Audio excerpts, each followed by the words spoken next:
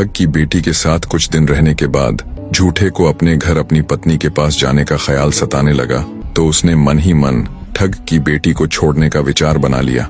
सोचा, ये इतनी सती सावित्री इतनी मासूम तो है नहीं कि मेरे अचानक छोड़कर जाने पर ये जी ही ना सकेगी। इसी विचार के साथ झूठा आदमी आधी रात को चुपके से ठग की बेटी को सोती हुई छोड़कर अपने गांव की तरफ चल पड़ता है। लंबे सफर के बाद जब वो अपने गांव की सीमा पर पहुंचा तो कुछ देर सुस्ताने के लिए एक अंधे कुएं पर बैठ गया। दोस्तों, गांव देहात में सूखे हुए कुएं अर्थात जिसमें पानी ना हो को अंधा कुआं बोल देते हैं।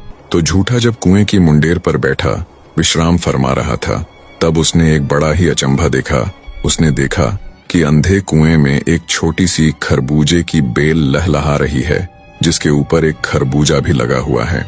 अचंभे की बात इसलिए थी क्योंकि उस समय जेठ का माह चल रहा था।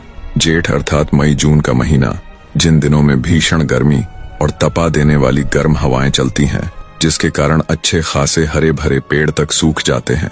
ऐसे मौसम में वो हरी भरी खरबूजे की बेल किसी करिश्मे से कम नहीं थी। झूठा भारी ताज्जुब के साथ उस अंधे कुएं में उतरा और उस बेल को सूखे पत्तों आदि से ढक दिया और अपने गांव में प्रवेश कर गया।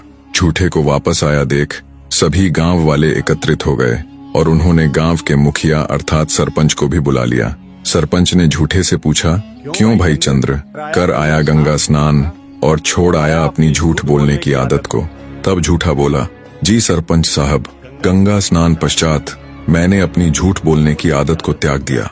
झूठे की बात सुन गांव वाले और सरपंच बड़े खुश हुए। बोले, वाह भाई, यूं तो बहुत बढ़िया काम किया तूने। फिर झूठा बोला, पर गांव आते हुए मैंने एक बहुत ही ताज्जुब भरी चीज देखी। मैंने देखी इस तपती गर्मी के माह में एक हरी भरी खरबूजे की लहलहाती बेल, जिसके ऊपर खरबूजा भी लगा हुआ था। उसकी बात सुन गांव वालों ने अपना माथा पीट लिया। बोले, नहीं सरपंच जी, ये तो वैसा का वैसा ही है। इसकी झूठ बोलने की आदत तो ज्यों की त्यों है, कुत्ते की दुम टेढ़ी की टेढ़ी। भला इस मौसम में भी कभी खरबूजे की बेल देखी है?